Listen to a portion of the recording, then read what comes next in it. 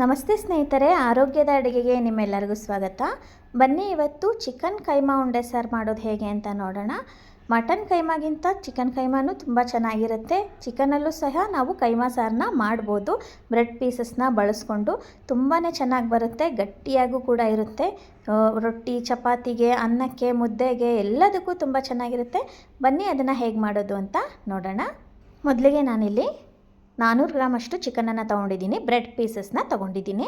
ಅದಕ್ಕೆ ಮಸಾಲೆ ಮಾಡ್ಕೊಂಬರೋಣ ಬನ್ನಿ. ಮೊದಲಿಗೆ ಇಲ್ಲಿ ಒಂದು ಹಂಚನ್ನು ಇಟ್ಟು ಒಂದು ಮಧ್ಯಮ ಗಾತ್ರದ ಈರುಳ್ಳಿನ ಹಾಕಿ ಎಣ್ಣೆ ಹಾಕಿ ಹುರಿತಾ ಇದ್ದೀನಿ. ಚೆನ್ನಾಗಿ ಹುರ್ಕೋಬೇಕು, ಚೆನ್ನಾಗಿ ಕೆಂಪಗಾಗಬೇಕು. ಅಲ್ಲಿ ತನಕನೂ ಈರುಳ್ಳಿನ ಸಣ್ಣ ಉರಿನಲ್ಲಿ ಹುರ್ಕೋಬೇಕು. ಅದ್ರ ಜೊತೆನೇ ನಾನು 2 ನಾಟಿ ಟೊಮೆಟೊನ ಹಾಕ್ತಾಯಿದ್ದೀನಿ. ಚಿಕ್ಕದಾಗಿತ್ತು 2 ಹಾಕಿದ್ದೀನಿ. ಮಧ್ಯಮ ಗಾತ್ರದ್ದಾದರೆ 1 ಟೊಮೆಟೊ ಹಾಕಿ ಸಾಕು. ಇದನ್ನು ಇವಾಗ ನೋಡಿ, ಈರುಳ್ಳಿ ಚೆನ್ನಾಗಿ ಮೆತ್ತಗಾಗಬೇಕು. ಅಲ್ಲಿ ತನಕ ನಾವು ಇದನ್ನು ಸಣ್ಣ ಉರಿನಲ್ಲಿ ಚೆನ್ನಾಗಿ ಹುರ್ಕೋಬೇಕು. ನಾವು ಎಷ್ಟು ಚೆನ್ನಾಗಿ ಹುರಿತೀವೋ ಸಣ್ಣ ಉರಿನಲ್ಲಿ ಅಷ್ಟು ಚೆನ್ನಾಗಿ ರೆಸಿಪಿ ಬರುತ್ತೆ. ತುಂಬಾ ಟೇಸ್ಟಿಯಾಗಿರುತ್ತೆ. ಇಲ್ಲಾಂದರೆ ಹಸಿ ವಾಸನೆ ಹಾಗೇ ಇರುತ್ತೆ. ನೋಡಿ, ಇವಾಗ ಈ ಥರ ಆಗಬೇಕು, ಕೆಂಪಗಾಗಬೇಕು. ಇವಾಗ ಆಗಿದೆ. ಈರುಳ್ಳಿ ಮಾತ್ರ ಹುರಿದಾಗಿದೆ. ಈರುಳ್ಳಿ ಮಾತ್ರ ತೆಗಿತಾ ಇದ್ದೀನಿ. ಟೊಮೆಟೊ ಇನ್ನೂ ಚೆನ್ನಾಗಿ ಹುರ್ಕೋಬೇಕು. ನಾವು ಈರುಳ್ಳಿನ ತೆಗಿತಾ ಇದ್ದೀನಿ. ಟೊಮೆಟೊನೂ ಕೂಡ ನೋಡಿ ಚೆನ್ನಾಗಿ ಹುರ್ಕೋಬೇಕು. ದೊಡ್ಡದಿತ್ತು ಟೊಮೆಟೊ ಅಂದರೆ ಕಟ್ ಮಾಡಿ ಸಹ ಹಾಕೋಬೋದು. ನಾನಿಲ್ಲಿ ಚಿಕ್ಕದಾಗಿತ್ತು ಅಂತ ಹಾಗೆ ಹಾಕಿದ್ದೀನಿ. ನೋಡಿ, ಈ ಥರ ಕಪ್ಪಗಾಗಬೇಕು. ಸಿಪ್ಪೆ ಎಲ್ಲ ಕಿತ್ತು ಬರ್ತಾ ಇರಬೇಕು. ಅಲ್ಲಿ ತನಕ ಚೆನ್ನಾಗಿ ಹುರಿದು ತೆಗಿಬೇಕು. ಆನಂತರ ಒಂದು 12ರಿಂದ 14 ಹಸಿಮೆಣಸಿನ್ಕಾಯಿನ ಹಾಕೋತಾ ಇದ್ದೀನಿ. ಖಾರನ ನೋಡಿ ಹಾಕ್ಕೊಳ್ಳಿ. ತುಂಬ ಖಾರ ಇದ್ದರೆ ಸ್ವಲ್ಪ ಕಡಿಮೆ ಹಾಕ್ಕೊಳ್ಳಿ. ಸಪ್ಪೆ ಇದ್ದರೆ ಮತ್ತು 12-15 ಮೆಣಸಿನ್ಕಾಯಿ ಬೇಕಾಗುತ್ತೆ. ಇದನ್ನು ಸಹ ಮೆತ್ತಗಾಗೋ ತನಕ ಚೆನ್ನಾಗಿ ಹುರ್ಕೋಬೇಕು ನೋಡಿ. ಇಲ್ಲಾಂದರೆ ಹಸಿ ಖಾರದ ವಾಸನೆ ಬಂದುಬಿಡುತ್ತೆ. ಈ ಥರ ಚೆನ್ನಾಗಿ ಹುರಿಬೇಕು ಮೆತ್ತಗಾಗೋವರೆಗೂ ಹಸಿಮೆಣಸಿಕಾಯಿನ. ಇದನ್ನು ಸಹ ನಾನು ತೆಗಿತಾ ಇದ್ದೀನಿ. ಆನಂತರ 400 ಗ್ರಾಮ್ ಅಷ್ಟು ಚಿಕನನ್ನು ಸ್ವಚ್ಛವಾಗಿ ತೊಳೆದಿಟ್ಕೊಂಡಿದ್ದೀನಿ. ಈ ಥರ ಬ್ರೆಡ್ ಪೀಸಸ್ನೇ ತಗೊಳ್ಳಿ. ಆನಂತರ ಇದಕ್ಕೆ ಮಸಾಲೆನ ಒಂದು ದೊಡ್ಡ ತೆಂಗಿನಕಾಯಲ್ಲಿ ಅರ್ಧ ಭಾಗನ ಹಾಕೋತಾ ಇದ್ದೀನಿ ನಾನು. ಮೀಡಿಯಮ್ ಗಾತ್ರದಾದರೆ ಅರ್ಧಕ್ಕಿಂತ ಸ್ವಲ್ಪ ಜಾಸ್ತಿ ಹಾಕ್ಕೊಳ್ಳಿ. ಆನಂತರ ಇದಕ್ಕೆ ಹುರಿದಿಟ್ಕೊಂಡಿದ್ವಲ್ಲ ಟೊಮೆಟೊ, ಈರುಳ್ಳಿ ಮತ್ತು ಹಸಿಮೆಣಸಿಕಾಯಿ ಅಷ್ಟನ್ನು ಹಾಕೋತಾ ಇದ್ದೀನಿ ಮಿಕ್ಸರ್ ಜಾರ್ಗೆ. ಆನಂತರ ಇದಕ್ಕೆ 2 ಹಿಡಿಯಷ್ಟು ಕೊತ್ತಂಬರಿ ಸೊಪ್ಪನ್ನು ಹಾಕೋತಾ ಇದ್ದೀನಿ. ಒಂದು ದೊಡ್ಡ ಗೆಡ್ಡೆ ಬೆಳ್ಳುಳ್ಳಿನ ಹಾಕೋತಾ ಇದ್ದೀನಿ. ಜವಾರಿ ಬೆಳ್ಳುಳ್ಳಿ ಆದರೆ 4-5 ಗೆಡ್ಡೆಯಷ್ಟು ಹಾಕ್ಕೊಳ್ಳಿ. ಆನಂತರ 2 ಇಂಚಷ್ಟು ಶುಂಠಿನ ಹಾಕ್ಕೊಂಡಿದ್ದೀನಿ. 7ರಿಂದ 8 ಲವಂಗನ ಹಾಕ್ಕೊಂಡಿದ್ದೀನಿ. 1 ಏಲಕ್ಕಿ ಸಾಕು. 2 ಇಂಚು ಚಕ್ಕೆ ಸಾಕು. ಇಷ್ಟನ್ನು ನಾವು ಜಾಸ್ತಿ ನೀರು ಬಳಸದೇನೆ ಗಟ್ಟಿಯಾಗಿ ರುಬ್ಕೋಬೇಕು. ಮತ್ತು ತುಂಬ ಸಣ್ಣನೂ ಮಾಡಬಾರ್ದು. ಒಂದು ನಿಂಬು ಗಾತ್ರದಷ್ಟು ಹುಣಸೆ ಹಣ್ಣನ್ನು ಸಹ ನಾವು ನೆನೆಸಿ ಇಟ್ಕೊಳ್ಳೋಣ. ನೋಡಿ, ಮಸಾಲೆ ರುಬ್ಬಾಗಿದೆ. ಇದಕ್ಕೆ ಜಾಸ್ತಿ ನೀರೆಲ್ಲ ಹಾಕಿ ನಾವು ಅಳುಕಾಗಿ ಮಾಡಬಾರ್ದು, ದಪ್ಪನಾಗೇ ಇರಬೇಕು. ಮತ್ತು ಮಸಾಲೆ ಕೂಡ ತುಂಬ ಪೇಸ್ಟ್ ಥರ ಆಗಬಾರ್ದು. ನೋಡಿ, ಈ ಥರ ಸ್ವಲ್ಪ ದಪ್ಪ ಇರಬೇಕು. ಹಾಗಂತ ತುಂಬ ತರ್ತರಿಯಾಗಿ ಮಾಡಬೇಡಿ. ಆನಂತರ ಈ ಚಿಕನ್ನಿಗೆ ನಾವು 1-2-3 ಚಿಟಿಕೆಯಷ್ಟು ಅರಿಶಿನ ಹಾಕೋತಾ ಇದ್ದೀನಿ. ಆನಂತರ ರುಚಿಗೆ ತಕ್ಕಷ್ಟು ಉಪ್ಪನ್ನು ಹಾಕೋತಾ ಇದ್ದೀನಿ. ಈ ದೊಡ್ಡ ಚಮಚದಲ್ಲಿ 3 ಚಮಚದಷ್ಟು ಮಸಾಲೆನ ಹಾಕೋತಾ ಇದ್ದೀನಿ. ನೋಡಿ, ಈ ಚಮಚದಲ್ಲಿ ಹಾಕೋದು ನಿಮಗೆ ಗೊತ್ತಾಗಿಲ್ಲ ಅಂದರೆ ಈ ಚಿಕನನ್ನು 3 ಭಾಗ ಮಾಡಿ 3 ಭಾಗದಲ್ಲಿ 1 ಭಾಗದಷ್ಟು ಚಿಕನ್ ಬರುತ್ತಲ್ಲ, ಅಷ್ಟು ಸರಿಸಮ ಮಸಾಲೆನ ತಗೊಂಡು ಹಾಕ್ಕೊಳ್ಳಿ, ಸರಿಯಾಗಿ ಬರುತ್ತೆ. ಇವಾಗ ಇದನ್ನು ನಾವು ಚೆನ್ನಾಗಿ ಕಲಿಸ್ಕೋಬೇಕು. ಪೂರ್ತಿ ಎಲ್ಲವನ್ನು ಚೆನ್ನಾಗಿ ಕಲಿಸ್ಕೋಬೇಕು. ಉಪ್ಪು, ಅರಿಶಿನ ಹಾಗೆ ಈ ಮಸಾಲೆ ಪೂರ್ತಿ ಎಲ್ಲ ಕಡೆ ಹಿಡಿಬೇಕು. ಕೈಯಲ್ಲೇ ನೀಟಾಗಿ ಕಲಿಸ್ಕೊಂಬಿಡಿ. ಆನಂತರ ಇದನ್ನು ಮಿಕ್ಸರ್ ಜಾರ್ಗೆ ಹಾಕೋತಾ ಇದ್ದೀನಿ. ಹಾಕ್ಕೊಂಡು ಇದನ್ನು ಆನ್ ಆ್ಯಂಡ್ ಆಫ್ ಮಾಡಿಕೊಂಡು ರುಬ್ಕೋಬೇಕಾಗತ್ತೆ.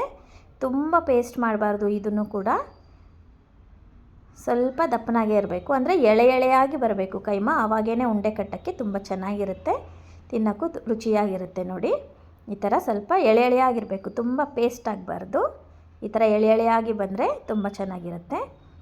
ಈಗ ಕೈಮಾ ಉಂಡೆನೆಲ್ಲ ಮಾಡ್ಕೊಂಬಿಡೋಣ. ಇವಾಗ ಕೈಮಾ ರುಬ್ಬಿದ್ದೆಲ್ಲ ಆಯಿತು.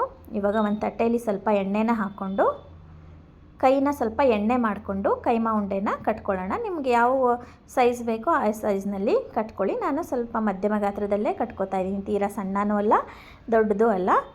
ಇಷ್ಟು ಕಟ್ಕೊಂಡ್ರೆ ಸಾಕಾಗುತ್ತೆ. ಅದು ಫ್ರೈ ಕೂಡ ಆಗಬೇಕು ಎಣ್ಣೆಯಲ್ಲಿ, ಅದಕ್ಕೆ ಈಸಿಯಾಗಿ ಆಗುತ್ತೆ. ತುಂಬ ದೊಡ್ಡದಾಗಿ ಕಟ್ಟಿದರೆ ನೀಟಾಗಿ ಫ್ರೈ ಆಗೋದಿಲ್ಲ. ನೋಡಿ, ಒಂದು 400 ಗ್ರಾಮ್ಗೆ ಒಂದು 35 ಉಂಡೆ ಅಂತೂ ಆಗಿದೆ. ಆನಂತರ ಒಂದು ಬಾಣಲೆ ಇಟ್ಕೊಂಡು ಒಂದು ಸ್ವಲ್ಪ ಎಣ್ಣೆ ಹಾಕೋಬೇಕು. ಒಂದು 3-4 ಚಮಚದಷ್ಟು ಎಣ್ಣೆನ ಹಾಕ್ಕೊಂಡಿದ್ದೀನಿ ದೊಡ್ಡ ಚಮಚದಲ್ಲಿ. ಆನಂತರ ಈ ಉಂಡೆಗಳನ್ನೆಲ್ಲ ರೆಡಿ ಮಾಡಿಟ್ಕೊಂಡಿದ್ವಲ್ಲ, ಎಣ್ಣೆ ಕಾದ್ಮೇಲೆ ಎಲ್ಲ ಉಂಡೆಗಳನ್ನು ಬಿಡ್ತಾ ಬರಬೇಕು. ಈ ಉಂಡೆಗಳೆಲ್ಲ ಮೊದಲಿಗೆ ಫಸ್ಟು ಫ್ರೈ ಆಗಬೇಕು ಎಣ್ಣೆಯಲ್ಲಿ. ನಾವು ಸಾರಲ್ಲಿ ಬಿಡೋದಿಲ್ಲ, ಈ ಥರ ಎಣ್ಣೆಯಲ್ಲಿ ಫ್ರೈ ಮಾಡೋದ್ರಿಂದ ಉಂಡೆ ಗಟ್ಟಿಯಾಗೂ ಆಗುತ್ತೆ, ಟೇಸ್ಟು ಕೂಡ ತುಂಬ ಚೆನ್ನಾಗಿ ಬರುತ್ತೆ. ಎಲ್ಲ ಉಂಡೆನೂ ನೋಡಿ ಇದೇ ಥರ ಹಾಕ್ಕೋಬೇಕು. ಪೂರ್ತಿಯಾಗಿ ಹಾಕ್ಕೊಂಡಿದ್ದೀನಿ. ಇವಾಗ ಹಾಕ್ಕೊಂಡ್ಮೇಲೆ ಒಂದು 30-40 ಸೆಕೆಂಡ್ ಹಾಗೆ ಬಿಟ್ಬಿಡಬೇಕು. ಎಣ್ಣೆ ಪೂರ್ತಿ ಎಲ್ಲ ಕಡೆ ಫ್ರೈ ಆಗ್ತಾ ಇರುತ್ತೆ ಇದು. ಇವಾಗೇ ನಾವು ತಿರ್ಗ್ಸಕ್ಕೆ ಹೋಗಬಾರ್ದು. ಆನಂತರ ನೋಡಿ ಬಾಣಲೆನ ಹಿಡ್ಕೊಂಡು ಈ ಥರ ಅಲ್ಲಾಡಿಸಿ ಸ್ವಲ್ಪ ಮೇಲೆ ಕೆಳಗೆ ಈ ಥರ ಚಪ್ಪರಿಸ್ದಂಗೆ ಮಾಡಿ, ಆವಾಗ ಉಂಡೆ ಎಲ್ಲ ಮೇಲೆ ಕೆಳಗೆ ಆಗುತ್ತೆ. ನಿಮಗೆ ಈ ವಿಧಾನ ಬಂದಿಲ್ಲ ಅಂದರೆ ಯಾವ ಉಂಡೆ ತಿರುಗಿರಲ್ಲ ಅದನ್ನು ಸ್ವಲ್ಪ ಚಮಚದಲ್ಲಿ ನಿಧಾನಕ್ಕೆ ತಿರುಗಿಸಿ ಹಾಕ್ಕೊಳ್ಳಿ. ಮೇಲೆ ಕೆಳಗೆ ಎರಡೂ ಭಾಗನೂ ಉಂಡೆ ಎಣ್ಣೆಯಲ್ಲಿ ಫ್ರೈ ಆಗಬೇಕು ನೋಡಿ. ಮತ್ತೆ ಈ ಥರ ತಿರುಗಿಸಿ ಆವಾಗ ಮೇಲೆ ಕೆಳಗೆ ಎಲ್ಲ ಉಂಡೆಗಳು ಒಂದೇ ಸಮನಾಗಿ ಆಗುತ್ತೆ. ಚಮಚ ಸಹಾಯದಿಂದ ಕೂಡ ನಾವು ಯಾವುದು ತಿರುಗಿಲ್ಲ ಅದನ್ನು ಸರಿಯಾಗಿ ತಿರುಗಿಸ್ಕೋಬೋದು. ಇವಾಗ 1 ನಿಂಬು ಗಾತ್ರದಷ್ಟು ಹುಣಸೆ ರಸನ ಮಾಡಿಟ್ಕೊಂಡಿದ್ವಲ್ಲ ಅದನ್ನು ಪೂರ್ತಿಯಾಗಿ ಹಾಕೋತಾ ಇದ್ದೀನಿ. ಹುಣಸೆ ರಸ ಹಾಕೋದ್ರಿಂದ ಟೇಸ್ಟು ತುಂಬ ಚೆನ್ನಾಗಿ ಬರುತ್ತೆ. ಉಂಡೆ ಯಾವುದೇ ಕಾರಣಕ್ಕೂ ಒಡೆಯೋದಿಲ್ಲ.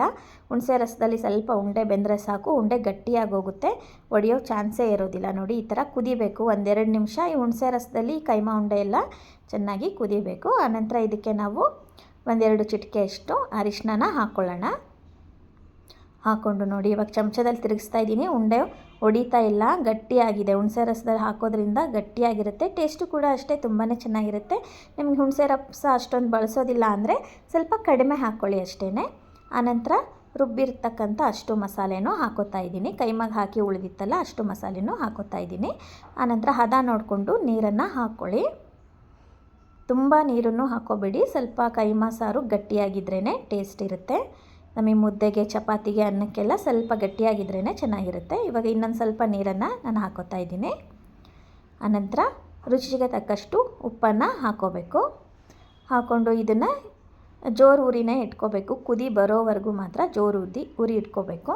ನೋಡಿ ಇವಾಗ ಕುದೀತಾ ಇದೆ ಚೆನ್ನಾಗಿ, ಮಸಾಲೆ ಎಲ್ಲ ಆ ಕಡೆ ಈ ಕಡೆ ಆಗ್ತಾಯಿದೆ. ಇದನ್ನು ಚೆನ್ನಾಗಿ ಮಿಕ್ಸ್ ಮಾಡ್ಕೋಬೇಕು. ಇವಾಗ ಸರಿಯಾಗಿ ಮಿಕ್ಸ್ ಮಾಡಿಕೊಂಡು ಒಂದು ಸೌಟನ್ನು ಅಡ್ಡ ಇಟ್ಬಿಟ್ಟು ಒಂದು ಪ್ಲೇಟನ್ನು ಮುಚ್ತಾ ಇದ್ದೀನಿ. ಇವಾಗ ಉರಿ ಪೂರ್ತಿ ಸಣ್ಣ ಮಾಡ್ಕೋಬೇಕು. ಎಷ್ಟು ಸಣ್ಣ ಆಗುತ್ತೋ ಅಷ್ಟು ಸಣ್ಣ ಮಾಡಿಕೊಂಡು ಈ ಥರ ಗ್ಯಾಪ್ ಬಿಟ್ಬಿಟ್ಟು ಮುಚ್ಚಬೇಕು. ನೋಡಿ ಒಂದು 10-12 ನಿಮಿಷ ಕುದ್ರೆ ಸಾಕು, ಕೈಮಾ ರಸ ರೆಡಿಯಾಗಿ ಹೋಗುತ್ತೆ. ಮಧ್ಯದಲ್ಲಿ 1-2 ಸರಿ ತೆಗೆದು ಕೈ ಆಡಿಸ್ತಾ ಇರಿ. ಒಂದು 10-15 ನಿಮಿಷ ಹಾಗೆ ಬಿಟ್ಬಿಡಬೇಡಿ. ಮಧ್ಯೆ 3-4 ನಿಮಿಷಕ್ಕೊಂದು ಸಾರಿ ಈ ಥರ ಪ್ಲೇಟನ್ನು ತೆಗೆದು ಕೈ ಆಡಿಸ್ತಾ ಇರಬೇಕು.